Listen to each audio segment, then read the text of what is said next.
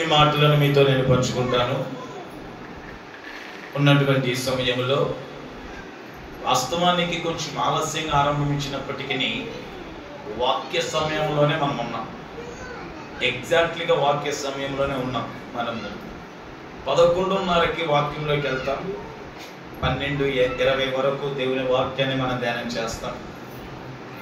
అదే సమయంలో మనం ఉన్నాం. సరిగ్గా 50 నిమిషాల సమయం మనకుంది.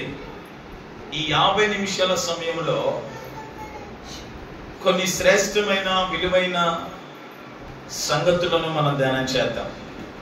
గత వారంలో మార్కు అనబడిన ఒక వ్యక్తి జీవితం, అతని కుటుంబాన్ని గురించి మనం ధ్యానం చేసాం. యూట్యూబ్లో కూడా ఆ వాక్యం ఉంది. మార్కు కుటుంబం, మాదిరికరమైన మార్కు కుటుంబం అని యూట్యూబ్లో మనము ఆ వాక్యాన్ని అప్లోడ్ చేసి ఉన్నాం. మీకు ఎప్పుడైనా వినాలి అనుకుంటే అలా వినండి. ఎప్పుడైనా మీరు ఎవరికైనా దేవుని మాటలు అందించాలి అనుకుంటే వాళ్ళకి తెలియపరచండి. మాదిరికరమైన మార్పు కుటుంబం అని యూట్యూబ్లో మన యూట్యూబ్ ఛానల్లో ఆ వాక్యం అప్లోడ్ చేయబడి ఉంటుంది. అప్పుడప్పుడైనా అలా వింటూ ఉండండి. ఈ వారం ఎవరైతే రాలేదు, గత వారం ఎవరైతే రాలేదు, వాళ్ళు వినగలిగితే ఇంకా చాలా మంచిది. వినడాన్ని బట్టి తర్వాత వారంలో నేను ఏం బోధిస్తున్నానో మీకు అర్థం. ఆ మార్కు కుటుంబాన్ని గురించి మనం ధ్యానం చేశాం. ఈ మార్కు కుటుంబాన్ని గురించి కొన్ని శ్రేష్టమైన సంగతులు, విలువైన సంగతులను మనం నేర్చుకున్నాం. వాస్తవానికి క్రైస్తవ కుటుంబాలకు మాదిరికరమైన కుటుంబమే మార్కు కుటుంబం అంటే ఏ సందేహం లేదు. క్రైస్తవులుగా ఉన్నటువంటి ప్రతి కుటుంబానికి ఒక మాదిరికరమైనటువంటి కుటుంబం ఈ మార్కు గారి కుటుంబం. మార్కు గారి తల్లి పేరు మరియా. బైబిల్ గ్రంథంలో మరియా అనబడిన పేరు కలిగిన వారు స్త్రీలు చాలా మంది ఉన్నారు. యేసు ప్రభుల వారి యొక్క తల్లిగారి పేరు కూడా మరియానే. ఇలా మగ్దలేని మరియా అని, ఇలా మరియాలు బైబిల్ గ్రంథంలో కొంతమంది మనకు కనబడతారు. మార్కు గారి తల్లి గారి పేరు కూడా మరియానే.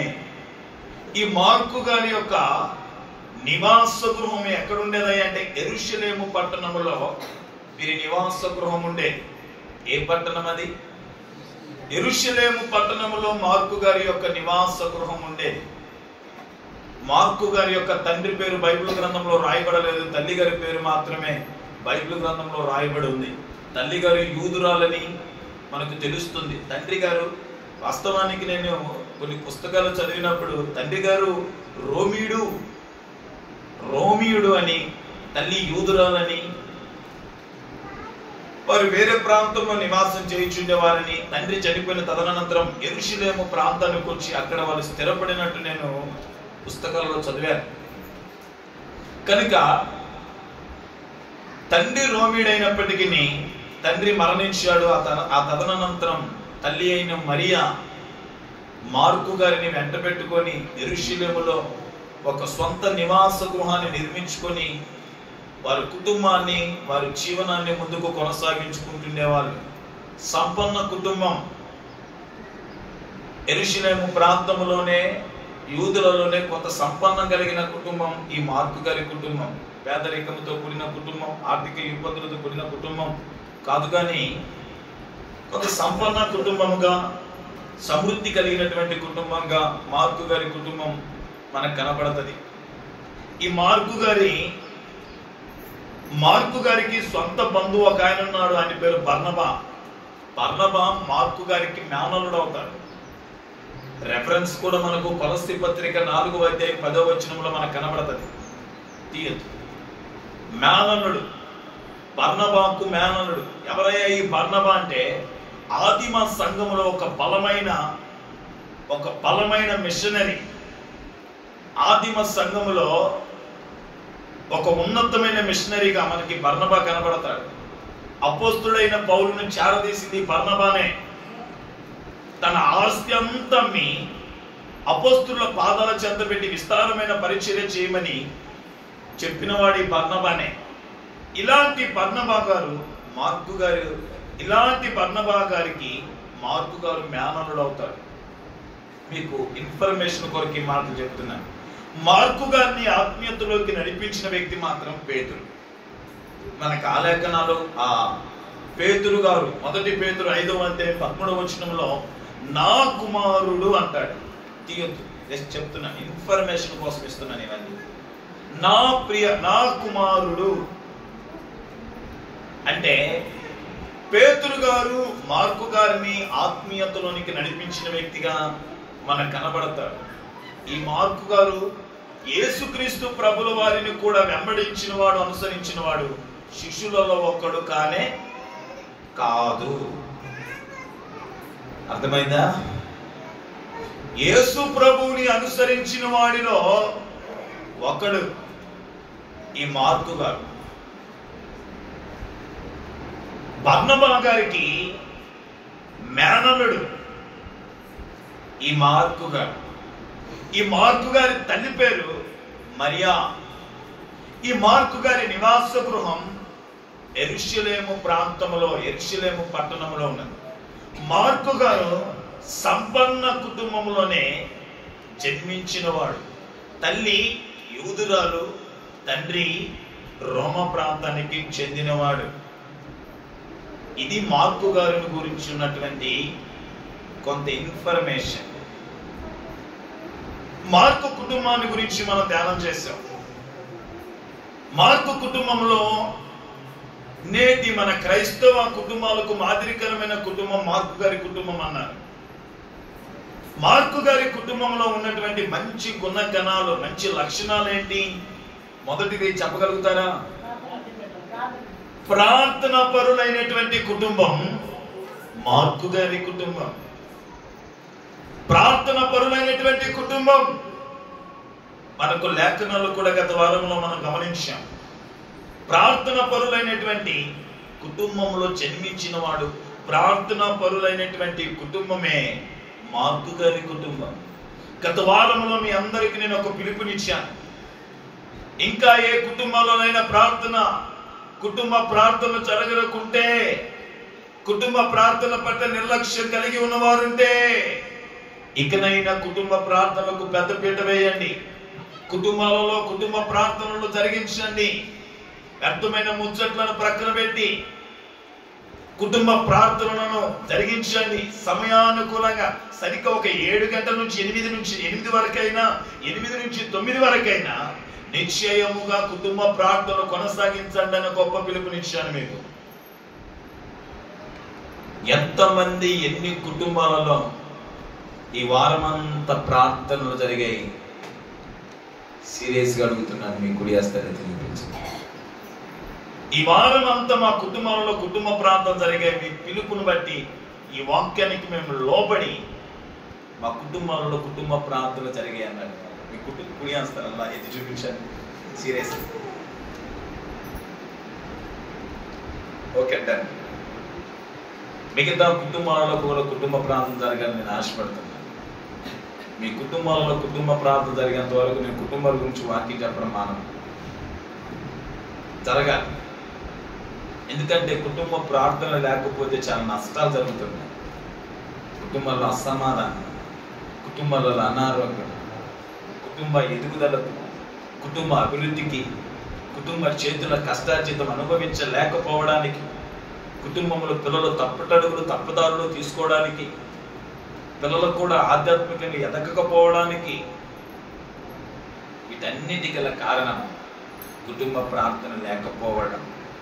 దయచేసి ఒకవేళ మీరు సమృద్ధి అయిన స్థితిలో మీరు ఉండి ఉండొచ్చు, అయినప్పటికీ నీ కుటుంబ ప్రార్థన విడిచిపెట్టకండి. కుటుంబ ప్రార్థన ప్రక్కన పెట్టకండి ప్లీజ్.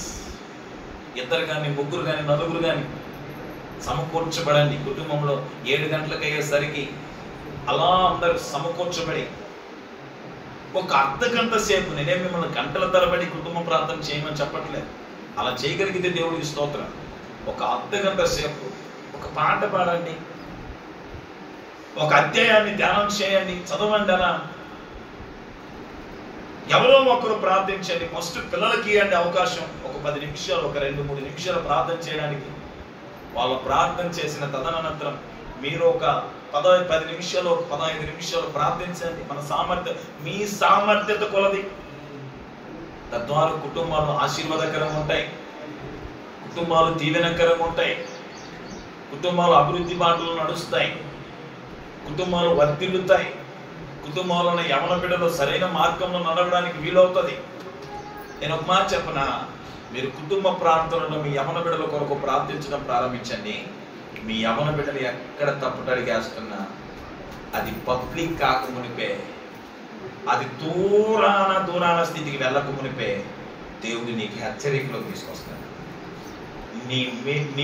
నీ ఆలోచనలోకి తీసుకొస్తాడు, ఎలా చేయాలో కూడా పరిష్కారం కూడా చూపిస్తాడు. కుటుంబ ప్రార్థన కలిగిన వాళ్ళు ఇలా ఖచ్చితంగా ఇలాంటి స్థితిగతులు అనుభవిస్తారు. పిల్లలకు కూడా ఒక అలవాటు, ప్రార్థన చేసుకోవాలని ఒక అలవాటు పడతాయి. పిల్లలు కూడా చదువుల పరంగా ఎదగడానికి వీలవుతుంది. అపవాదిని, అన్నిటికంటే మిన్నగా అపవాదిని జయించడానికి వీలవుతుంది. కుటుంబాల మీద తాండవాడుతున్నది వాడు కాదా, కుటుంబ వ్యవస్థలను పాడు చేస్తున్నది వాడు కదా, కుటుంబ వ్యవస్థలను నాశనం చేస్తుంది వాడు కదా. వాడిని ఎదుర్కోవడానికి, వాడి చేతి నుంచి కాపాడబడడానికి ఈ కుటుంబ ప్రార్థన నీకు ఒక కంచె అవుతుంది, ఒక రక్షణ ప్రాకారం అవుతుంది, ఒక రక్తపు కోటగా నిలుస్తుంది. కుటుంబ ప్రార్థన నిర్లక్ష్యం చేయొద్దని ప్రభు ప్రేమతో మీకు తెలియపరుస్తున్నాను. నా తల్లిదండ్రులారా, ఇంకా ఏ కుటుంబంలో కుటుంబ ప్రార్థన కూడికలు జరగట్లేదు, ప్లీజ్ మీ నడుములు కట్టండి, కుటుంబ ప్రార్థనలకు పెద్దపీట వేయండి. ప్రతి కుటుంబంలో కుటుంబ ప్రార్థన జరిగేటట్టు మీరు సిద్ధపరచండి. అలా కుటుంబ ప్రార్థన ఆరంభించి చూడండి, మీ కుటుంబాలలో మరిన్ని అద్భుతాలు మీ కుటుంబాల్లో చూస్తారు. పేతురు చెరసాలలో ఉన్నప్పుడు, బంధకంలో ఉన్నప్పుడు మార్కు గారి ఇంటిలో అందరూ కలిసి ప్రార్థించగా పేతురు యొక్క చెరసాల సంఖ్యలు ఏమయ్యాయి? తెంచబడ్డాయి. పేతురు బంధకాలు ఏమయ్యాయి? తెగిపోయాయి. నేనంట పేతురు కుటుంబంలో జరిగిన కుటుంబ ప్రార్థనను బట్టి పేతురు యొక్క బంధకాలు, పేతురు యొక్క సంఖ్యలు తెంచబడ్డాయి.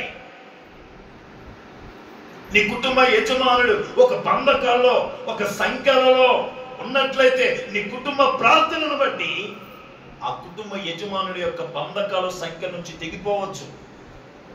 నీ పిల్లలు ఒక బంధకాలలో, ఒక సంఖ్యలలో, ఒక ప్రతికూలతలలో, సాతాను గారి చేత కట్టబడిన స్థితిలో నీ పిల్లలుంటే నీ కుటుంబ ప్రార్థనను బట్టి అవన్నీ తెగిపోవచ్చు. నీ కుటుంబం ఆర్థికంగా లేకుంటే అనారోగ్యపరంగా అసమాధానమైన స్థితిలో నడిపించబడుతుంటే ఈ కుటుంబ ప్రార్థనను బట్టి ఆ బంధకాలు, ఆ సంఖ్యలన్నీ తెంచబడి సంతోషమును, ఆనందమును, ఐకమత్యమును కుటుంబాలలో ఏలడం మీరు గమనించవచ్చు. బోధిస్తూ, నిలబడుతూ, ప్రకటిస్తున్న ఈ అల్పదీన సేవకుడినైనా నేను ఒక కుటుంబ ప్రార్థనలో నుంచి పుట్టుకొచ్చిన వాడినే. నా ఇంట్లో ఎప్పటికీ ఎన్నటికీ కుటుంబ ప్రార్థన విషయంలో నిర్లక్ష్యత ఉండదు. కుటుంబ ప్రార్థన విషయంలో మా డాడీ కానీ మా మమ్మీ కానీ రాజీ పడరు. అలిసి సొలిసి సమస్యలిపోయి ఒకనొక సమయంలో నేను పడుకొని అలా నా బైబిల్ ధ్యానంలో, నా వ్యక్తిగత ప్రార్థనలో నేను ఉండొచ్చు, కానీ నా తల్లిదండ్రులు అయితే మాత్రం కుటుంబ ప్రార్థనకు రాజీ పడరు. మా నాన్న తిట్టైనా సరే, అరిసైనా సరే, కొట్టడానికి కూడా వెనకాడు. కుటుంబ ప్రార్థన విషయంలో నిర్లక్ష్యపరిస్తే నా చెల్లికైతే మా నాన్న తిట్టేస్తాడు, అరిచేస్తాడు. కుటుంబ ప్రార్థన నిర్లక్ష్యం చేసి అటు ఇటు ఎక్కడ తిరుగుతున్నా నా చెల్లి విషయంలో రాజీ పడ్డు మా నాన్న. ఏంటి కూడా బాలాజీ కూడా అంతే. కుటుంబ ప్రార్థన విషయంలో రాజీ ఉండదు, కుటుంబ ప్రార్థన విషయంలో నిర్లక్ష్యత ఉండదు. మరల చేద్దాం, కాసేపు చేద్దాం అనే తీరు లేదు. కుటుంబ ప్రార్థన అయ్యాకనే మా ఇంటి పాదంతా భోజనం చేస్తారు. ఆ కుటుంబ ప్రార్థనలో నుంచే దైవ సేవకులను దేవుడు లేవనెత్తగలిగాడు.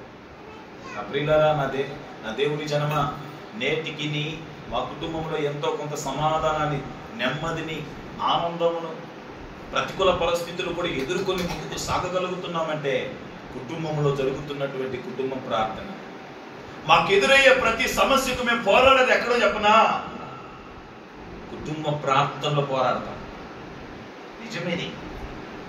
మాకు ఎదురయ్యే ప్రతి సమస్య, ప్రతి కష్టం, ప్రతి ప్రతికూలతలన్నిటికీ మేము పోరాడేది, మేము ఎదురాడేది ఒకే ఒక చోట.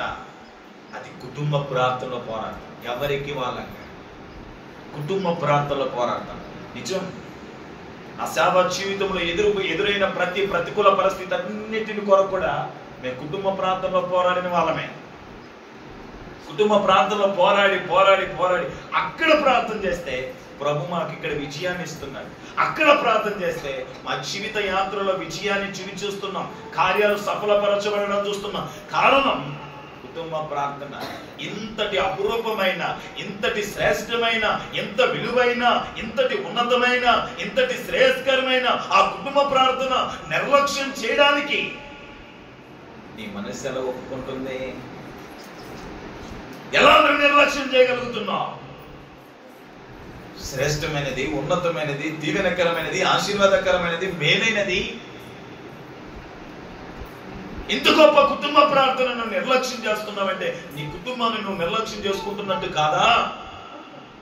అపవాదికి నువ్వు చోటిస్తున్నట్టు కాదా? ఆలోచిద్దాం. ఇంకనైనా కానీ నా ప్రియమైనటువంటి వారులారా, కుటుంబ ప్రార్థనకు పెద్ద పెట్టేయండి. ఖచ్చితంగా కుటుంబాలలో ప్రార్థనలో జరిగేటట్టు మీరు వాతావరణాన్ని సిద్ధపరచాలి. ఎవరైనా కంగారు పడే వాళ్ళు, ఆందోళన పడే వాళ్ళు ఉంటే వాళ్ళకు భోజనం పెట్టి మీరు కూర్చోండి. ఇంకా రక్షణ లేదు, మారు మనసు లేదు, పెద్దలు ఉంటారు కదా, సమయానికి భోజనం పెట్టండి. వాళ్ళకు కొంచెం భోజనం పెట్టేసి కుటుంబ ప్రార్థన కూర్చోండి. అలాంటి వాళ్ళకు కూడా చెప్పండి, మా ప్రార్థన అయిపోయేంత వరకు మమ్మల్ని డిస్టర్బెన్స్ చేయమాకండి. ఇలాంటి స్థితిలోకి మీరు రావగలగాలి. ఇలాంటి స్థితిలోకి మీరు రావాలి. ఎవరైతే ఇంకా నిర్లక్ష్యం చేస్తున్నారో వారందరూ కూడా మీ మనస్సును మార్చుకొని కుటుంబ ప్రార్థనకు పెద్దపీట వేయాలని ప్రేమతో మీకు తెలియపరుస్తున్నాను. రెండో మాట చెప్పండి. పరిచర్య చేసినటువంటి కుటుంబం. అదేనా? అపొస్తలుల కార్యములు 12వ అధ్యాయం 5వ అధ్యాయం 12వ వచనం. 12వ అధ్యాయం 5వ వచనం.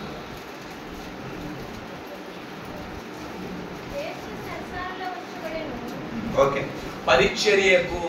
పరిచర్య చేసినటువంటి కుటుంబం మార్కు గారి కుటుంబం. ఏం చేసిందండి మార్కు గారి కుటుంబం?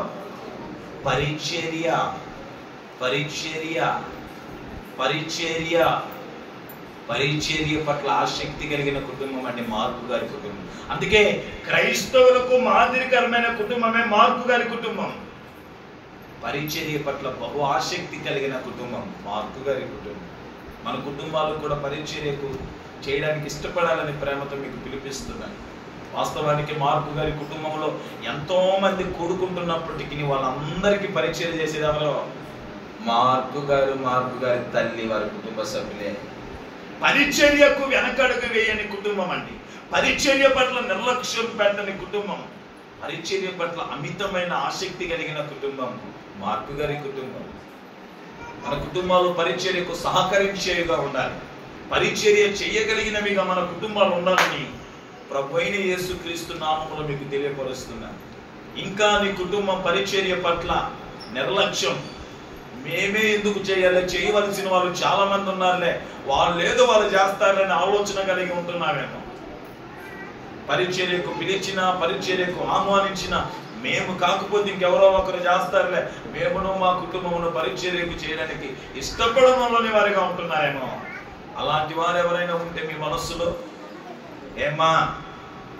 మీ మనసులో మార్చుకొని పరిచర్య చేయడానికి మీ కుటుంబాలు సిద్ధపడగలగాలని వాక్యము చేత దేవుడు మనందరితో మాట్లాడుతున్నాడు. ఇది క్రైస్తవుడి యొక్క లక్షణం. క్రైస్తవుల కుటుంబాలకున్న లక్షణం పరిచర్య చేయడానికి ఇష్టపడాలి. మూడో మాట ఏంటి? పరిచర్యకు పంపే కుటుంబం. వాళ్ళ కుటుంబం అంతా పరిచర్య చేస్తూ పరిచర్యకు వారి యొక్క పిల్లలను కూడా ఇవ్వగలిగిన కుటుంబం అండి.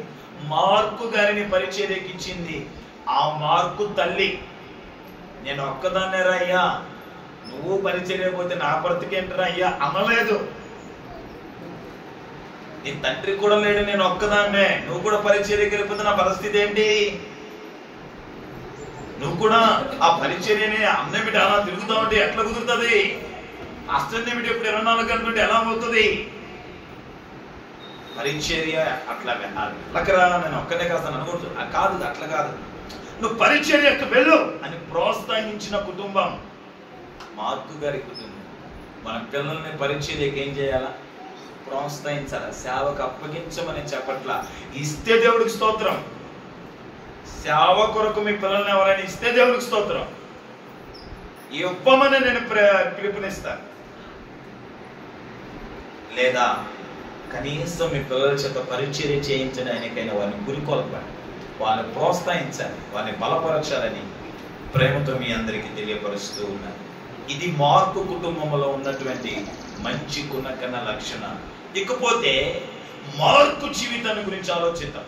అతి అద్భుతమైన కుటుంబంలో నుంచి ఉద్భవించిన వాడు, అతి అద్భుతమైన కుటుంబంలో జన్మించిన వాడు, అతి అద్భుతమైన కుటుంబంలో నుంచి వచ్చిన వాడే మార్కు.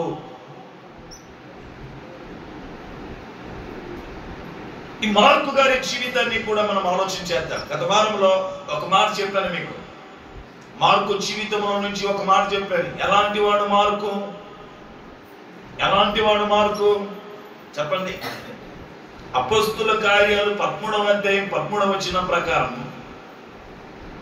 అపోస్తుల కార్యాలు 13వ అధ్యాయం 13వ వచనం మార్కు జీవితంలో నుంచి ఒక 3 మాటలు చెప్పి నేను ముగిస్తాను. జాగ్రత్తగా వినండి, మనసు పెట్టి వినండి. తీయండి అపోస్తుల కార్యాలు 13వ అధ్యాయం 13వ వచనాన్ని చదవండి.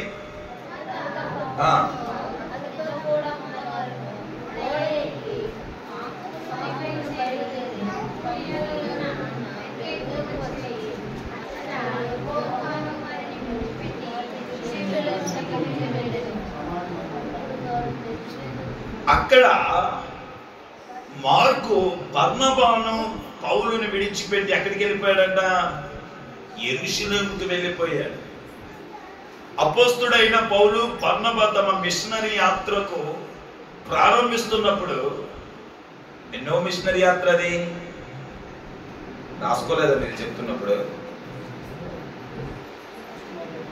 ఎన్నో మిషనరీ దండయాత్ర అది 13 మొదటి మిషనరీ దండయాత్ర. అక్కడ టిక్ చేసి పెట్టేసుకోండి. నేను ఎప్పుడు చెప్తుంటాను, అపోస్తుల కార్యములు 13వ అధ్యాయం 1వ వచనం నుంచి 14వ వచనము 26వ వచనం వరకు మొదటి మిషనరీ దండయాత్ర. అలా రాసి పెట్టేసుకొని ఎప్పటికైనా ఉపయోగపడదు. బైబిల్ సైడ్ లేదా, నా బైబిల్ కూడా చూసారంటే మీరు భయపడిపోతారు. ఇట్లా ఎక్కడైనా ఒక పాయింట్ దగ్గర రాసి పెట్టేసుకుంటే శుభప్రదం, గుర్తుండిపోతుంది. నేను చూడండి ఎలాగా, ఎక్కడ ఖాళీ ఉంది అక్కడ ఉద్దేశం. ఇంకొన్ని కూడా చూపించారనుకో మీరు భయపడిపోతారు. ఇన్ఫర్మేషన్ అంతా బైబిల్ పెట్టేసుకుంటారు. కనుక అక్కడ స్థలం ఉన్న కాడ, ఖాళీ ఉన్న కాడ 13వ అధ్యాయం 1వ వచనం నుండి 14వ అధ్యాయం 26 వరకు మొదటి సువార్త దండయాత్ర అని పెట్టేయండి.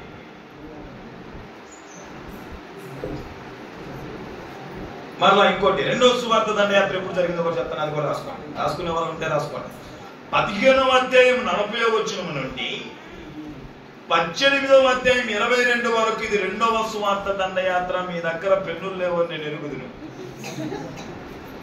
చెప్పు కూడా నా ప్రయాస వ్యర్థమని నేను ఎరుగుదును. అందుకని ఇక్కడ మనకు ఒక మంచి అవకాశం ఉందని కూడా నేను చెప్తున్నాను. ఏంటి అవకాశం? ఇంటికి వెళ్ళాక యూట్యూబ్ లో 15వ అధ్యాయం 40 నుంచి 18వ అధ్యాయం 22 వరకు రెండవ సువార్త దండయాత్ర జరిగింది. ఇక 3వ సువార్త దండయాత్ర, అదే సువార్త ప్రయాణం 18వ అధ్యాయం 23 నుంచి 21వ అధ్యాయం 17 వరకు 3వ సువార్త దండయాత్ర. అపోస్తుడైన పౌలు చేసినటువంటి 3 సువార్త దండయాత్రని. రోమా ప్రయాణం కూడా జరిగింది. రోమా ప్రయాణం ఎక్కడి నుంచి ఎక్కడి వరకు అంటే అపోస్తుల కార్యములు 27వ అధ్యాయం 1వ వచనం నుంచి అపోస్తుల కార్యములు 28వ అధ్యాయం 16 వచనం వరకు రోమా ప్రయాణం ఇన్ఫర్మేషన్ ఇచ్చేసాను. యూట్యూబ్లో ఉంటుంది, అవసరమైతే చూసుకో. Done, clear, okay done. మొదటి సువార్త దండయాత్రలో అపోస్తుడైన పౌలు బర్నబా సువార్త ప్రయాణం నిమిత్తమై బయలుదేరినప్పుడు వాళ్ళతో పాటు మార్కు వచ్చారు. వాళ్ళతో పాటు ఎవరు వచ్చారు? మార్కు వచ్చారు. మార్కు వచ్చి ఎంతవరకు వచ్చాడు? కొంత దూరం పెర్గే అనబడిన ప్రాంతం వరకు వచ్చాడంట. పెర్గే అనబడిన ప్రాంతం వరకు వచ్చి అక్కడి నుంచి మళ్ళీ ఏమైపోయాడు? వెనక్కి వెళ్ళిపోయాడు. సువార్త ప్రయాణానికి వచ్చాడు, సువార్త ప్రకటించడానికి వచ్చాడు. పౌలు బర్నబాతో పాటు కూడా సువార్త చేయాలని వచ్చాడు. మధ్యలో శ్రమలు కలిగాయేమో, మధ్యలో ప్రతికూలతలు ఎదురయ్యాయేమో, మధ్యలో కొన్ని కష్టకాల పరిస్థితులు ఎదురయ్యాయేమో. సంపన్న కుటుంబంలో పుట్టినవాడు కదా, ధనిక కుటుంబంలో జన్మించినవాడు కదా. శ్రమలు, కష్టాలు, ప్రతికూలతలు తట్టుకోలేక నిలబడలేక వెనకకు తిరిగిపోయాడేమో. తిరిగి యెరూషలేముకి వెళ్ళిపోయాడు. సువార్త చేయడానికి వచ్చి మరల వెనక్కి వెళ్ళిపోయాడు. మరలా తిరిగి ఎక్కడికి వెళ్ళిపోయాడు? యెరూషలేముకి వెళ్ళిపోయాడు. మనోడుకున్నటువంటి మరొక బలహీనత కూడా మీకు చూపిస్తాను. ఆ మార్కు సువార్త అతనే కదా రాసింది. మార్కు సువార్తను రాసింది అతనే కదా. ఒకసారి మార్కు సువార్తలోకి వద్దాం. తీయండి, బైబిల్లో అందరు తీయండి. మీరు తీస్తూ ఉంటే కాస్త నిద్ర మబ్బు కూడా కుదిరిపోతుంది. అలా ఆసక్తి పెరగదు. ఇప్పండి, ఉన్నా రాకున్నా వచ్చినా లేకున్నా ఏదో ఒకటి ఇప్పండి. ప్రయత్నం చేయండి. మార్కు సువార్త ఎతికి పట్టడానికి ప్రయత్నం చేయండి. ఆ ప్రయత్నంలో ఎవరైనా దొరికితే దేవుని స్తోత్రం, దొరకకపోతే జాగ్రత్తగా 14వ అధ్యాయంలో 50వ వచనాన్ని చదవండి. మార్కు సువార్త, మార్కు గారు రాసినటువంటి మార్కు సువార్త 14వ అధ్యాయం 50వ వచనంలో, అప్పుడు వారందరూ ఆయన విడిచిపోయి. ఎవరు వాళ్ళందరూ? 12 మంది శిష్యులు. యేసుక్రీస్తును ఇస్కరియోతు యూదా వచ్చి యేసుక్రీస్తు ప్రభుల వారిని రోమ వారికి అప్పగిస్తున్న సమయాల్లో 12 మంది శిష్యులు, ఆయనతో పాటు ఉన్న వారందరూ కూడా ఆయనను విడిచిపోయారంట. ఇప్పుడు 50 చదవండి. 51. తన దిగంబర శరీరం మీద నారబట్టను వేసుకుని అన్న యొక్క పడుచువాడు ఆయన వెంట వెళ్ళొచ్చుండగా వారు అతన్ని పట్టుకుని అతడు నారబట్ట విడిచి దిగంబరుడై పారిపోయి. ఒక యవనస్తుడు ఇదే పరిస్థితిలో యేసుక్రీస్తు ప్రభు వెంబడి అనుసరిస్తున్నాడంట. యేసు ప్రభు వెంబడి ఉన్నాడంటే ఒక యవనస్తుడు.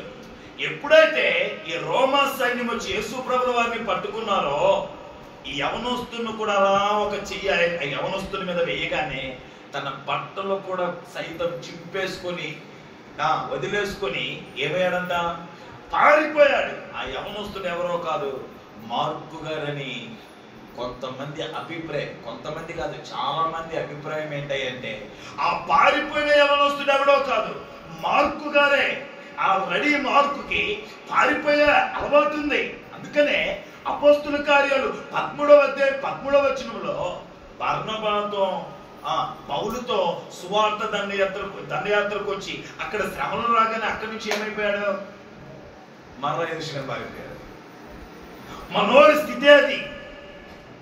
ప్రతికూలతలు కలగగానే, పరిస్థితులు తారుమారవగానే, కొన్ని శ్రమలు తగలగానే విడిచి వెళ్ళిపోయే తత్వం, వదిలిపెట్టి వెళ్ళిపోయే తత్వం, విసర్జించేటువంటి వెళ్ళిపోయేటువంటి తత్వం ఈ మార్కు గారి తత్వం. అంటే ఇలాంటి మార్కు గారు, ఇలాంటి స్థితిలో ఉన్నటువంటి మార్కు, ఇలాంటి పరిస్థితిలో ఉన్నటువంటి మార్కు ఆ తదనంతరము ఒక అద్భుతమైన పరిచర్య చేశాడండి, ఒక అద్భుతమైన సేవ చేశాడండి, ఒక ఉన్నతమైన సేవ చేశాడు. ఎలా మరణించాడో చెప్పన? మార్కు గారి మరణం ఎలా ఉందంటే ప్రభు కొరకు ఒక హతసాక్షి అయిపోయాడు. అలెగ్జాండ్రియా అనబడిన ప్రాంతంలో విస్తారమైన సువార్తను ప్రకటించాడు. అనేకులను దేవుని వైపు త్రిప్పగలిగాడు, అనేకులను దేవుని వైపు ఆకర్షించగలిగాడు. ఎలాగో మరణించాడయ్యా ఈ మార్కు అంటే, పేతురు, ఆ అపోస్తుడైన పౌలు పేతురు చనిపోయిన తదనంతరం విస్తారమైన పరిచర్య చేసి, అద్భుతమైన పరిచర్య చేసి మార్కు గారిని ఎలా చంపేశారంటే మెడకు తాడు కట్టి ఆ ప్రాంతంలో మార్కు గారిని వీధి ఈడ్చేయాలంట. సాయంకాలం అయ్యేసరికి మరల మార్కు గారిని బంధించి మరలా ఉదయం అయ్యేసరికి మెడకు తాడు కట్టి వీధిని తిప్పేవాళ్ళంట. ఆ వీధి అని తిప్పుతుంటే తన శరీరం మీద ఉన్నటువంటి చర్మం అంతా ఊడిపోయి ఫైనల్గా ఎముకలు బయటపడ్డాయి.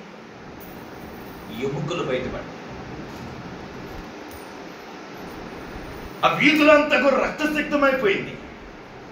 శరీరం అంతా ఊడిపోయి ఎముకలు బయటపడ్డాయి. ఒకప్పుడు యేసుక్రీస్తుని విడిచి పారిపోయిన వాడు, అపోస్తలుడైన పౌలును బర్నబాను విడిచి వెళ్ళిపోయిన వాడు, ఆ తర్వాత అద్భుతమైన సువార్త చేశాడు. అనేక ఆత్మలను దేవుని వైపు త్రిప్పాడు. అనేక ప్రాంతాలను, అందులో అలెగ్జాండ్రియా అనబడిన ప్రాంతాన్ని ఎంతగానో ప్రభావితం చేసిన వాడు. దేవుని కొరకు హతసాక్షి మార్కు గారు. నేను ఇక్కడ మార్కు గురించి గతంలో చెప్పిన మాట, గత వారంలో చెప్పిన మాట, తప్పులు పొరపాట్లు అయ్యాయి మార్కు జీవితంలో. తర్వాత వాటిని ఏం చేసుకున్నాడు? సరి చేసుకొని ప్రభు కొరకు ప్రాణాలు ఇవ్వడానికి ప్రాణాలు ఇచ్చినటువంటి గొప్ప వ్యక్తి. ప్రభు కొరకు అంతగా నిలబడిపోయాడు. పొరపాట్లు జరిగాయి, తప్పిదాలు జరిగాయి, తప్పటడుగులు వేశాడు. అక్కడే ఉన్నాడా? జీవితాన్ని మార్చుకున్నాడు, బ్రతుకును మార్చుకున్నాడు, స్థితిని మార్చుకున్నాడు. నా లైఫ్ ఇది కాదు, నా బ్రతుకు ఇది కాదు, నేను ప్రభు కొరకు ఇలా కాదు ఉండాల్సిందని తన జీవితాన్ని అద్భుతంగా మలుచుకొని, తన బ్రతుకును అద్భుతంగా కట్టుకొని, తన ఆత్మీయ స్థితిలో బహుగా బలపడి విస్తారమైన సువార్త పరిచర్య చేసి అనేక ఆత్మలను సంపాదించి ప్రభు కొరకు హతసాక్షి అయిపోయిన ఒక గొప్ప వ్యక్తి ఈ మార్కు గారు. పేతురు గారు కూడా ఇదే కోవలోకి వస్తాడు. ఒకప్పుడు ఇదే పేతురు గారు యేసు ప్రభుతో కూడా ఉన్న శిష్యులే కదా అంటే ఏమన్నాడు? ఆయన ఎవరో నేనెరుగా, ఆయనకి నాకు ఏంటి సంబంధం అన్నాడు. నాకు తెలియదని బొంకాడు. ఆయన ఎలాంటి వాడో కూడా నేను ఎరుగనని బొంకాడు. అలాంటి పేతురు యేసు ప్రభు కన్నులలో ఒకసారి చూడగా అతని హృదయంలో ఒక పశ్చాత్తాపంతో మరలా దేవుడి దగ్గరకు వచ్చాడు. క్రీస్తు కొరకు నిలబడడం ప్రారంభించాడు. క్రీస్తు కొరకు బ్రతకడం ప్రారంభించాడు. గమనించండి, మరలా పేతురు ఏమైపోతాడు? యేసుక్రీస్తు ప్రభు ఆరోహణమైనాక మరలా ఏ వలనైతే విసర్జించాడు అదే వలన వేసుకొని మరలా చేపలు పట్టడానికి పోతాడు. అక్కడికి వెళితే అక్కడ కూడా దేవుడు దర్శించాడు. ఆ దర్శించిన పిమ్మట పేతురు తన స్థితిని మార్చుకున్నాడు, తన బ్రతుకును మార్చుకున్నాడు, తన ఆలోచన విధానాన్ని మార్చుకున్నాడు. ప్రభు కొరకు ఇలా కాదు నేను బ్రతకాల్సింది, నేను బ్రతకాల్సింది ఇంకోలా బ్రతకాలని పేతురు ప్రభు కొరకు అద్భుతంగా ఆ ఉన్నతమైన పరిచర్య సువార్తను ప్రకటించి, ఉన్నతమైన పరిచర్యను, ఉన్నతమైన సేవను, పేతురుకి వివాహమైంది, తన భార్యతో కలిసి అద్భుతమైన పరిచర్య చేస్తాడు, అద్భుతమైన సువార్త ప్రకటిస్తాడు, అనేకులు దేవుని కొరకు నడిపిస్తాడు. ఎట్టికేలకు పేతురు ఎలా చనిపోయాడంటే రోమా సైన్యం పేతుర్ని సిలువేసి చంపేసింది. పేతురు అన్నాడు, యేసు ప్రభులాగా సిలువేసి నన్ను చంపొద్దు. అంత హోదా, అంత స్థితి, అంత ఘనత నాకు లేదు, ఆ యోగ్యత నాకు లేదు. ఆయనని ఇలా కదా నేను సిలువేసింది, నన్ను అడ్డం గీయండి అన్నాడు. నన్ను అడ్డం చేయండి, నన్ను తిప్పించేయండి, నా తల కిందికి నా కాళ్ళు పైకేసి నన్ను సిలువేయి కోరుకున్నాడు పేతురు. ఇదే పేతురు ఒకప్పుడు వద్దన్నాడు. ఆ ప్రభు కొరకు తలకిందులుగా సిలివేసి మరణించాడు. అద్భుతం, అద్భుతం. దావీదు ఒకప్పుడు బెత్షెబతో పాపం చేశాడు. నాతాను ప్రవక్త వచ్చి దావీదుని పాపం మీద అనగానే నాతాను ప్రవక్త పాదాల మీద పడి తన పాపాన్ని ఒప్పుకొని విడిచి అదే దావీదు ప్రభు కొరకు ఉన్నతంగా బ్రతికిన వాడుగా మనకు బైబిల్ గ్రంథంలో కనబడతాడు. బైబిల్ గ్రంథంలో మనకు కనబడతాయి. తప్పు జరిగాయి, పొరపాట్లు జరిగాయి, మిస్టేక్స్ జరిగాయి. అక్కడే ఉన్నాడా? అక్కడే ఉండిపోయారా? అక్కడే నిలిచిపోయారా? మరలా అవే తప్పిదాలు చేశారా? లేదు. బ్రతుకుని మార్చుకున్నారు, జీవితాలు మార్చుకున్నారు, దిద్దుకున్నారు, ప్రభు కొరకు బలంగా స్థిరంగా నిలబడగలిగారు. అది క్రైస్తవ జీవితంలో ఇలాంటి కొన్ని బలహీనతలు మన జీవితంలో కూడా వస్తుంటాయి. కొన్నిసార్లు మనం జారిపోతుంటాం, కొన్నిసార్లు మనం పడిపోతుంటాం, కొన్నిసార్లు మనం తప్పటడుగులు వేస్తుంటాం. అక్కడే మనం ఉండిపోకూడదు, మరలా అదే చేయకూడదు. ప్రభు దగ్గరికి రావాలా? అయ్యా తప్పైపోయింది, క్షమించు, పొరపాటు అయిపోయింది, మన్నించు, ఇంక ఇది అప్పటికి ఎన్నటికి నేను చేయను, ఇక నీ కొరకు నిలబడతా, నీ కొరకు బ్రతుకుతా, నీ కొరకు జీవిస్తా, ఇది ఎన్నటికి నా జీవితంలో నేను మరలా చేయను అని తీర్మానం చేసుకున్న అడుగులు ముందుకేసి బ్రతకాల. Praise the lord, praise the lord. నా ప్రియమైనటువంటి వారులారా, ఈరోజు ఒకవేళ నువ్వు కూడా ప్రతి చిన్న సమస్యకు, ప్రతి ప్రతికూల పరిస్థితులకు మార్కువలే పారిపోతున్నటువంటి స్థితిలో నువ్వు ఉన్నావేమో. శ్రమలు కలగగానే, కష్టాలు కలగగానే, ప్రతికూలతలు రాగానే దేవుడిని విడిచి పారిపోయే స్థితిలో ఉన్నావేమో. కొన్ని అవమానాలు రాగానే, కొన్ని నిందలు రాగానే, కొంత కుటుంబ పరిస్థితులు తారుమారవగానే దేవుని వదిలేసి పెట్టిపోయే మార్కు లాంటి స్వభావాన్ని కలిగి ఉన్నావేమో. ఆ స్వభావాన్ని నీ జీవితం నుంచి, నీ బ్రతుకుల నుంచి తీసివేసుకోమని ప్రభు నీతో మాట్లాడు. ఒకవేళ ఎక్కడైనా పొరపాటు చేస్తున్నావేమో దేవునికి విరుద్ధంగా, దేవునికి ఆయాసకరంగా ఎక్కడైనా తప్పిపోయావేమో, పాపంలో అపవిత్రతలో జారిపోయావేమో, ప్రభు నీతో మాట్లాడుతున్నాడు. దాన్ని విడిచి వదిలేయి, దాన్ని విడిచి వదిలేసి నీ జీవితాన్ని దేవుడి కొరకు నిర్మించుకో, నీ బ్రతుకుని దేవుని కొరకు కట్టడం ప్రారంభించు. దేవుడి పక్షాన నిలబడు, దేవుడి కొరకు నిలబడు. తెలుసో తెలియకో జీవితంలో కొన్ని బలహీనతలు, కొన్ని తప్పటడుగులు, కొన్ని పొరపాట్లు జరుగుతుంటాయి. ఇంకా అదే పాపాన్ని నువ్వు కంటిన్యూ చేయకూడదు, అదే పాపములను ఉండిపోకూడదు. వాటిని వదిలేయ్యా, వాటిని విడిచిపెట్టేయ్యా, వాటిని విసర్జించేయ్యా.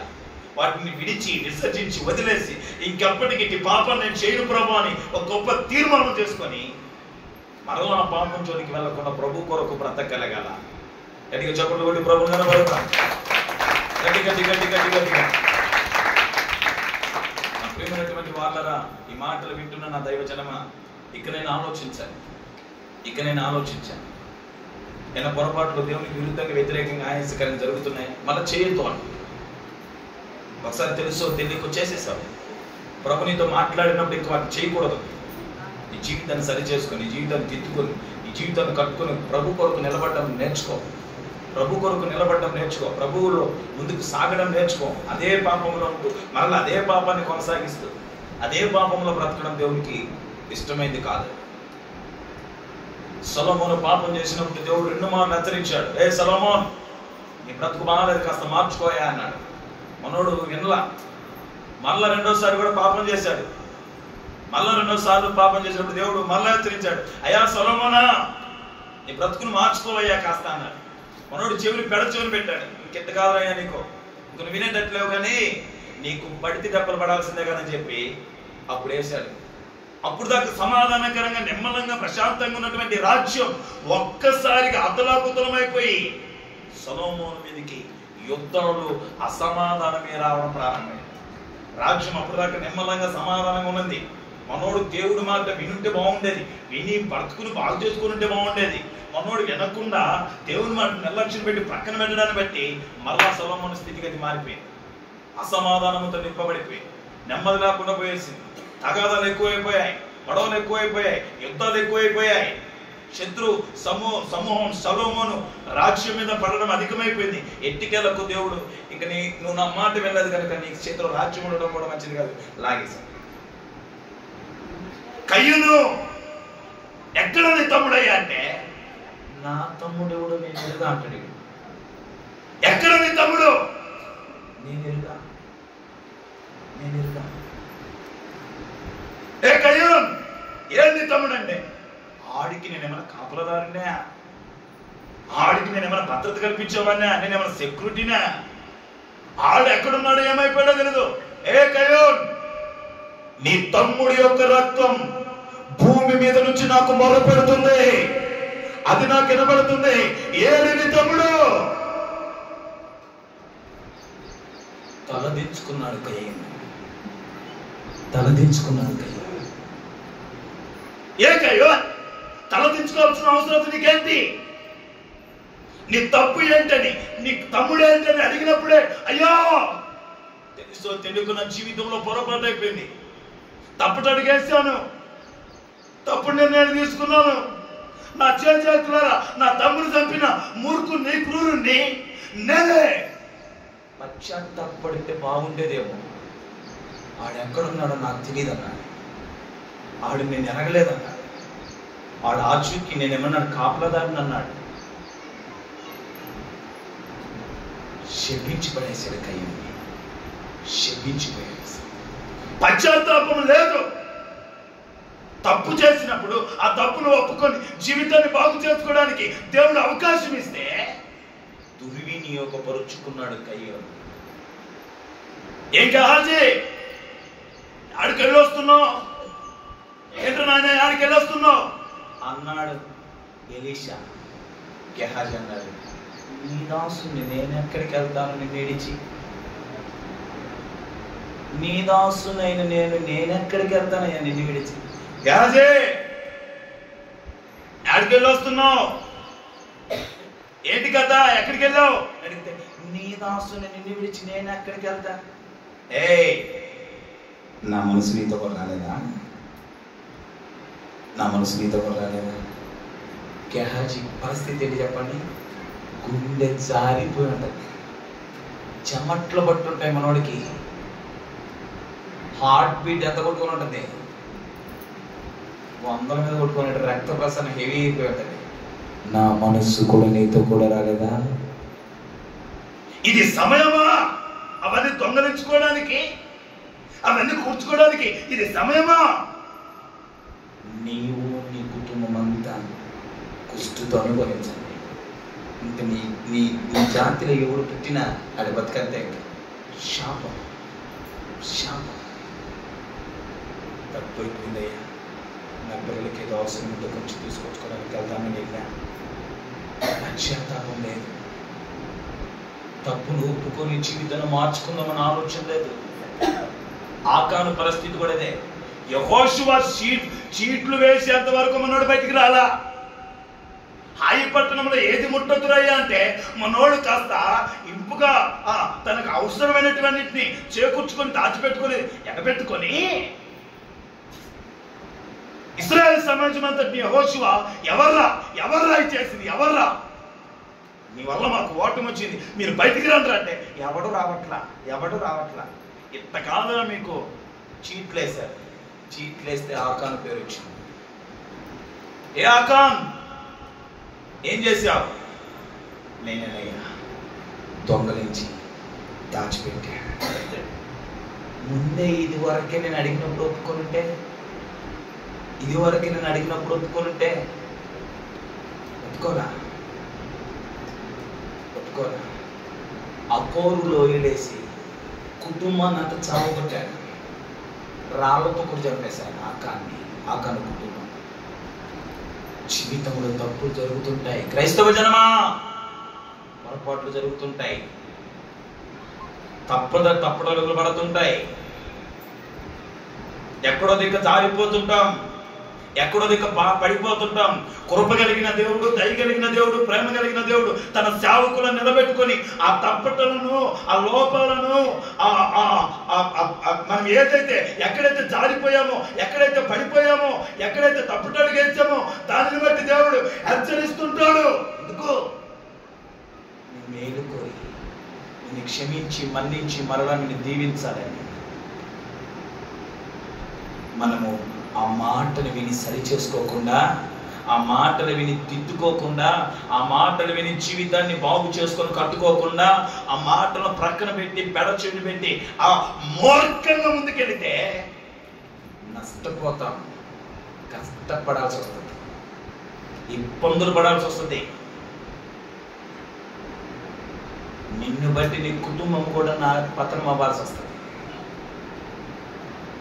నా ప్రియులారా, ప్రభు నీతో మాట్లాడుతున్నప్పుడు నీ పొరపాటు ఏదైనా, నీ లోపం ఏదైనా, నువ్వు ఎక్కడ బలహీనమైపోయావో దానిని బట్టి, నువ్వు ఎక్కడ జారిపోయావో దానిని బట్టి, దేవుడు మాట్లాడుతున్నప్పుడు దానిని బట్టి నీ బ్రతుకును బాగు చేసుకోగలిగితే, నీ బ్రతుకును కట్టుకోగలిగితే, కృప కలిగిన దేవుడు క్షమించి మన్నించి నీ జీవితాన్ని మనల్ని ఆశీర్వదించడం మొదలు పెడతాడు. దావీదు ఏం చేశాడు? తప్పును ఒప్పుకొని చెయ్యనని అక్కడక్కడే పశ్చాత్తాపడ్డాన్ని బట్టి దేవుడు దావీదుని మరలా దీవించాడు. దావీదు గురించి బైబిల్ లేఖనం ఏమో తెలుసా? దావీదు బెత్షెబాతో చేసిన పాపం తప్ప మరి ఏ పాపం చేయలేదట. మరి ఏ తప్పిదమైన లోపమైన లేదు. ఆ ఒక్క పాపం చేశాడు. నాతాను ప్రవక్త వచ్చి హెచ్చరించాడు. దాంతో జీవితాన్ని బాగు చేసుకున్నాడు, కట్టుకున్నాడు, ఫినిష్. దేవుడు మరలా దావీదుని ఆశీర్వదించాడు. ఒక పేతురు కూడా తప్పు చేశాడు, పొరపాటు చేశాడు. దేవుడు వచ్చాడు, హెచ్చరించాడు. పేతురు తన జీవితాన్ని మార్చుకున్నాడు. మార్పు మనకు అదే కనబడతాడు. తప్పు చేశాడు, పొరపాటు చేశాడు, తప్పుటానికి వేశాడు. పేతురు మరల మార్కుతో మాట్లాడగా మార్కు తన జీవితాన్ని కట్టుకొని నిర్మించుకున్నాడు. దైవ సేవకులు మాట్లాడుతున్నప్పుడు ఆ మాటలు, ఇది దేవుడు నాతోనే మాట్లాడాడు. నాలో ఈ లోపం ఉంది నిజమే, నాలో ఈ బలహీనత ఉంది నిజమే, నాలో ఈ తప్పు ఉంది నిజమే, నేను ఈ పొరపాటు చేస్తే నిజమే. అందుకే దేవుడు నన్ను ఎదుర్కొంటున్నాడు, నన్ను ఎన్కౌంటర్ చేస్తున్నాడు. నేను లొంగిపోతే నాకు మంచిది, నేను లోపడిపోతే నాకు మంచిది. ఇది కప్పేసుకొని ఎవరికి కనబడట్లేదులే, ఎవరికి తెలియట్లేదులే, పాపం ఒప్పుకోకుండా ముందుకు సాగితే నష్టపోయేది నీవేని ప్రభు నామములో మీకు తెలియపరుస్తున్నాను. సేవకులు మాట్లాడుతున్నప్పుడు ఆ మాటలు మీకు ఎర్రితనంగానో కుశాలగానో ఉంటాయి. ఈ లోపలను మీరు జారిపోయిన స్థితిని బట్టి, మీరు పడిపోయిన స్థితిని బట్టి దేవుడు మీతో మాట్లాడుతుంటాడు. సేవకుల నోట దేవుడు మీతో మాట్లాడుతుంటాడు. అది గుర్తించాలి, అది గమనించాలి. దశలోనిక సంఘానికి ఉన్న ఒక మంచి అలవాటు ఇది. చూడండి, మొదటి దశలోనిక 2వ అధ్యాయం. మొదటి దశలోనిక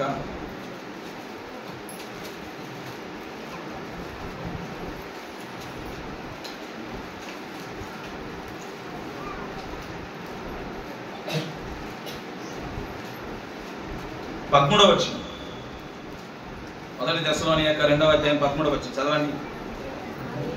ఆ హేతువు చేతను మీరు దేవుని కూర్చిన వర్తమాన వాక్యము మానవాల అంగీకరించినప్పుడు మనుష్యుల వాక్యమని ఎంచక అది నిజముగా ఉన్నట్టు దేవుని వాక్యమని దానిని అంగీకరించిరి. ఎలా అంగీకరించారంట? అపోస్తుడైన పౌలు, తిమోతి ఇలాంటి గొప్ప గొప్ప వాళ్ళు దేవుని మాటలు బోధిస్తుంటే అది మనుష్యుల మాటలని కాక నిజముగా ఇది దేవుని మాటే అన్నట్టు, దేవుని వాక్యం అన్నట్టు ఆ వాక్యాన్ని వాళ్ళు ఏం చేశారంట? అంగీకరించారంట. ఏ వాక్యం అది? దేవుని వాక్యం. సేవకుడు బోధిస్తున్న వాక్యము ఎవరు పంపింది? దేవుడు పంపింది అన్నట్టు అంగీకరించారంట. మేము మాట్లాడితే మాకు మీరేమనుకుంటారు చెప్పండి? మా మీద కక్షలో, కొట్టలో, పగలో టార్గెట్లు పెట్టి కొడుతున్నాడు పాస్టర్ గారు అంటారు. కాదు, కానే కాదు. దేవుడు మాట్లాడుతున్నాడని మీకు ఎరుగురు, నేను ఎరుగుతున్నది, మీరు ఎరుగురది. నేను ఎరుగుతును, మీరు ఎరుగురు. మా మీదే మాట్లాడరు. ఎందుకుంటుంది మాకు మీ మీద? మీరు ఏమన్నా మాకు చెప్పండి. ఎందుకు కక్షలు ఉంటాయి? ఏమన్నా ఎందుకు కోపాలు ఉంటాయి? ఎందుకు పగలు ఉంటాయి? ఎందుకు ద్వేషాలు ఉంటాయి మీ మీద? మీ కొరకు ప్రభు మమ్మల్ని పంపితే మీ మీద కక్షలు, కోపాలు, పగలు పెట్టుకోవడానికి మేము ఇక్కడికి వచ్చింది, ప్రతికారాలు చూపించుకోవడానికి మేము ఇక్కడికి వచ్చింది కానే కాదు. మా హృదయంలో ఉన్నది ఒకటే, దేవుడు మాతో మాట్లాడితే మీతో మాట్లాడుతుంటాడు. దేవుడు పంపిన వాక్కు తీసుకొచ్చి మీకు బోధిస్తుంటాం. అందులో ఎవరికి ఎలా తగులుతుందో నాకు తెలియదు, ఎవరికి ఎలా దీవెనకరంగా మారుతుందో, ఎవరికి ఎలా తగిలి వాళ్ళ హృదయాలు మార్చేస్తుందో తెలీదు. దేవుడు చెప్పమంటే వచ్చి చెప్తాం. కక్షలు కాదు, పగలు కాదు, అసూయలు కాదు. మీ మీద మాకు ఏది ఉండదు. మీ మీద ఏదైనా ఉంటే ప్రభు మమ్మల్ని మామిడి మీద ముట్టికాయలు వేస్తాడు, కోపలు కొయ్యనట్టు కొట్టుతాడు. మీ మీద మేము పెట్టుకున్నాం, మిమ్మల్ని ఏమనడానికి లేదు మాకు. దేవుడు ఏం చెప్పమంటే చెప్పుకోవాలా? ఎందుకు చెప్పనా? మీ మీద సర్వాధికారం ఎవరికి ఉంది? క్రీస్తుకుంది. ఎందుకు? మీ కొరకు రక్తం కార్చింది ఎవరు? క్రీస్తు రక్తం కార్చాడు. ఆయనకు మీకు సర్వాధికారం ఉంది. నా మీద ఆయనకి సర్వాధికారం ఉంది. నన్ను మీ మీద వెళ్ళి వాళ్ళు నడిపించన్నాడు. ఆయన ఆలోచనలతో, ఆయన ఇచ్చే వాక్యము ద్వారా, ఆయన ఇచ్చే జ్ఞానము చొప్పున, ఆయన నడిపించే ఆత్మ నడిపింపు ద్వారా మిమ్మల్ని నడిపించాలి. నేను అంతే. మిమ్మల్ని మీరు అంగీకరించకపోయినా అలా నేను నడిపించాలి. అది మా బాధ్యత. ప్రభు మిమ్మల్ని ఖండించినప్పుడు, మీ లోపలను ఎత్తి చూపించినప్పుడు, మీ పొరపాటు ఎత్తి చూపించినప్పుడు, ఇది నన్ను హెచ్చరించడానికే. దేవుడు నాతో మాట్లాడుతున్న మాటను తీసుకోండి. సేవకుడి మాటగా ఎంచకండి, దేవుని మాటగా ఎంచండి. అది మీకు ఆశీర్వాదం అగునుగాక. కనుక నా ప్రియమైనటువంటి వాళ్ళరా, మార్కు లాంటి జీవితాన్ని మనం కలిగి ఉన్నాం. ఇప్పటికే ఇంకా ఎక్కడైనా తప్పుటడుగులు పడిపోయి, జారిపోయి, పొరపాట్లు అయిపోయి మీ జీవితం నడిపించబడుతుంటే ప్రభు ఈ రోజైనా మాట్లాడుతున్నాడు. నీ లోపాలు, నీ బలహీనతలు, నీ అతిక్రమములు, నీ క్రియలను బట్టి ప్రభు మాట్లాడుతుండగా వాటిని సరి చేసుకొని, వాటిని సరిదిద్దుకొని, ఇకనైనా ఆ పాపాలను ప్రభు చెంత ఒప్పుకొని విడిచిపెట్టి ఇకనైనా ప్రభు కొరకు బ్రతకడం, ప్రభు కొరకు నిలబడడం, ప్రభు కొరకు నడవడం నేర్చుకో. తప్పకుండా నీవును నీ కుటుంబంలో ఆశీర్వదించబడతావు. రెండో మాట చూసి ముగించుకుంటాం. ఒక మాట 5 నిమిషాలు క్లోజ్. చూడండి, మార్కు ఈ మాట చెప్పి నేను క్లోజ్ చేస్తాను. 2 తిమోతి 4:11 క్లోజ్. ఒకే ఒక మాట త్వరగా కదా. 2 తిమోతి 4:11 గత వారంలో కూడా నేను చదివించాను అన్నమాట.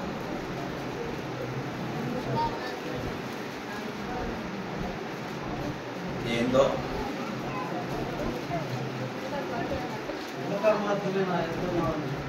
లూకా మాత్రమే నా యొక్క ఉన్నాడు. మార్కును ఎంత పెట్టుకుందిరా? అతడు పరిచారమునకు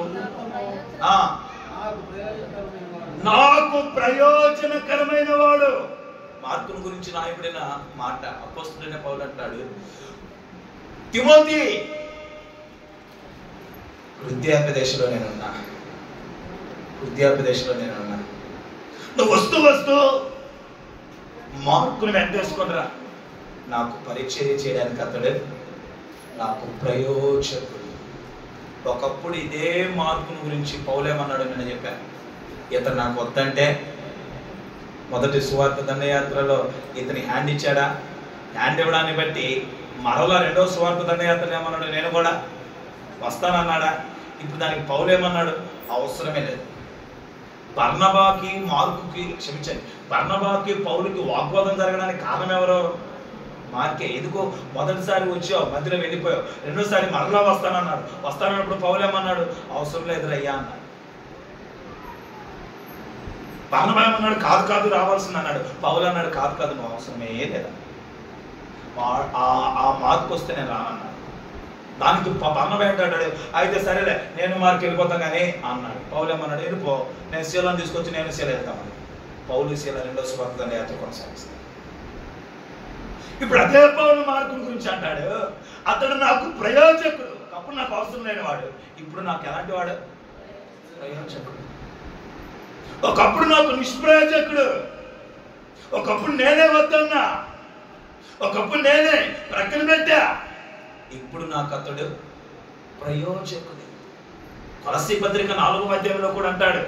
కొలస్సీ పత్రిక 4వ అధ్యాయంలో మార్కు అంటాడు, మార్కును గురించి పౌలు అంటాడు, ఒకప్పుడు అతన్ని చేర్చుకోవద్దని నేనే ఆజ్ఞాపించా. మార్కు మీ దగ్గరకు వస్తాడేమో, చేర్చుకోవద్దు, వాడు మంచివాడు కదన్నా, అతని పద్ధతి, అతని బిహేవియర్ మంచిది కాదు, అతను చేర్చుకోవద్దని నేనే ఆజ్ఞాపించా. ఇప్పుడైతే ఆ మార్కు కూడా వస్తే మిమ్మల్ని చేర్చుకోమంటున్నానని కొలస్సీ పత్రికకు రాస్తాను.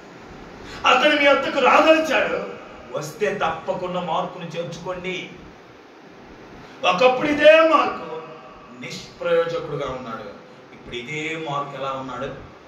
ప్రయోజకుడుగా ఉన్నాడు. ప్రయోజకుడుగా ఉన్నాడు. నా ప్రియ దేవుని సంగమా, ఫిలోమోను పత్రికలో ఒకసారి ఆ మాట్లాడండి. ఫిలోమోను పక్కనే ఉంటే చూడండి.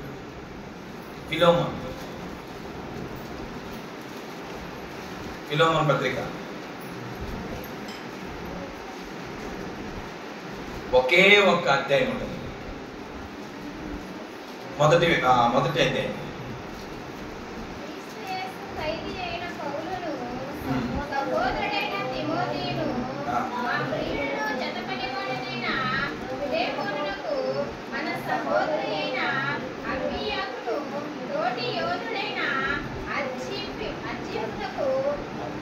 అక్క అదంతా కాదు కానీ 11 వచ్చింది కదండి.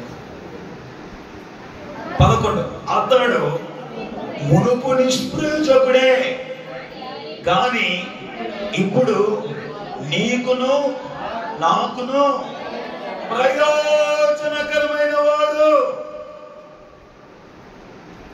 ఎవరి గురించి మాట్లాడుతున్నాడు అపోస్తుడైన పౌలు? కాదు, ఒనేసిము గురించి. ఫిలిమోను పత్రిక అపోస్తుడైన పౌలు చెరలో ఉండి ఫిలోమోను అనబడిన ఒక ధనవంతుడికి, ఒక వ్యక్తికి personal letter, recommendation letter, personal letter, ఆ లెటర్ రాస్తూ ఒనేసియం అనబడిన ఒక వ్యక్తి, ఫిలోమోను నీ దగ్గర ఒనేసియం అనబడిన ఒక దాసుడు ఉండేవాడు కదా, ఆడు నిన్నేదో మోసం చేసి వెళ్ళిపోయాడు, ఏదో తప్పు చేసి వెళ్ళిపోయాడు, నీకు నష్టాన్ని కల్పించి పారిపోయాడు. ఒనేసిము పారిపోయి ఆ ఒనేసిము ఇప్పుడు నా దగ్గరకు వచ్చి ఉన్నాడు. ఒకప్పుడు నీకు నష్టం చేశాడు, ఒకప్పుడు పారిపోయాడు, ఒకప్పుడు నీకు ఆపద కలగజేశాడు, ఒకప్పుడు నీకు ఇబ్బంది కలగజేశాడు. కానీ ఒనేసిము ఇప్పుడు అట్లా లేడు. ఒకప్పుడు నిష్ప్రయోజకుడే, ఇప్పుడు మాత్రం ప్రయోజకుడు అయిపోయాడు. ఇప్పుడు నీకు ప్రయోజకుడు, నాకు ప్రయోజకుడు. ఒకప్పుడు నిష్ప్రయోజకుడే ఒనేసిము, నీకు మోసం చేశాడు, నీకు అన్యాయం చేశాడు, నీ కాడ ఏదో దొంగలించి వెళ్ళిపోయాడు, వెళ్ళి నా దగ్గరకు వచ్చాడు. వచ్చినటువంటి ఒనేసిము నా దగ్గరే ఉన్నాడు. ఒకప్పుడు ఇప్పుడు లాయుడు బ్రతుకు మారిపోయింది. ఒనేసిము జీవితం మారిపోయింది. ఇప్పుడు ప్రయోజకుడుగా మారాడు. ఇప్పుడు నీకును నాకును ప్రయోజకుడు అని ఒనేసిము గురించి అపోస్తుడైన పౌలు మాట్లాడుతున్నాడు. నా పిల్లరా, మార్క్ అయినా ఒనేసిమైనా ఒకప్పుడు నిష్ప్రయోజకుడు, ఇప్పుడు ప్రయోజకుడు. ఈ మాటలు వింటున్నా నా దేవుని జనమా, నువ్వు దేవుని సంఘానికి ఇప్పటి వరకు నిష్ప్రయోజకుడిగా నిష్ప్రయోజకురాలుగా ఉండి ఉండొచ్చేమో. ఇక్కడి నుంచైనా దేవుని సంఘంలో నువ్వు ప్రయోజకుడుగా ఉండాలి. దేవుని సంఘంలో నువ్వు ఒక ప్రయోజకుడుగా ఉండాలి. అంటున్నావా? నువ్వు ఒక దేవునికి దేవుని సంఘానికి నువ్వు ప్రయోజకుడివా, నిష్ప్రయోజకుడివా? చెప్పండి. నీవు ప్రయోజకుడివేనా దేవుని సంఘానికి? నువ్వు ప్రయోజకుడివేనా దేవునికి? నిష్ప్రయోజకుడివా? వస్తాను, వెళ్తాను, ప్రయోజనమే మన వల్ల శూన్యం. నేను రక్షణలోనికి తీసుకొచ్చింది, నేను మారు మనసులోకి తీసుకొచ్చింది, నేను సంఘంలో చేర్చింది, నువ్వు సంఘానికి ఒక ప్రయోజకుడిగా ఉంటావని. నువ్వెలా ఉంటున్నావు? నాకు సంఘానికి ఏ సంబంధం లేదు, నాకు పరిచర్యకి ఏ సంబంధం లేదు, నాకు ఆ పరిస్థితి సంఘంతో పని లేదు. ఎట్లా ఉందంటే నీ వైఖరి, నాకు దేవుడితో పెద్ద పని ఏమి లేదు, ఆదివారం ఒక్కరోజు చూసుకుని వెళ్ళిపోతాం అన్నట్టు. కాదు, అట్లా ఉండకూడదు. మనం ప్రయోజకులముగా దేవుని సంఘంలో ఉండాలి. దేవుడికి మనం ప్రయోజకులముగా ఉండాలి. ఆత్మను సంపాదించాలి, సువార్తను ప్రకటించాలి, పరిచర్య చేయాలి. అన్ని విషయంలో సంఘములోనూ దేవునికి ప్రయోజకులముగా మనము మార్చబడుదుముగాక. ఇప్పటి వరకు మీలో ఎవరైనా నిష్ప్రయోజకులుగా ఉంటే ప్రభు నీతో మాట్లాడుతున్నాడు. ఒకసారి ఆలోచించండి. నిజమే కదా, నా సంఘంలో నేను ఎంత మాత్రం ప్రయోజకుని, నా సంఘానికి, నా దేవుడికి నేను ఎంత మాత్రం ప్రయోజకుని, నా వల్ల నా దేవుడికి వచ్చే ప్రయోజనం ఏంటి, నా వల్ల నా సంఘానికి కలిగే ప్రయోజనం ఏంటి? ఆలోచించు. నేను నా సంఘంలో ప్రయోజకుడుగా ఉండాలి, నా దేవుడికి నేను ఒక ప్రయోజకుడిగా ఉండాలని ఒక గట్టి తీర్మానం చేసుకుని ఇకనైనా మార్కు వలె దేవుని సంఘంలో ఒక ప్రయోజకుడుగా నీ ఉందువు గాక. కళ్ళు మూసుకొని ప్రార్థన చేద్దాం.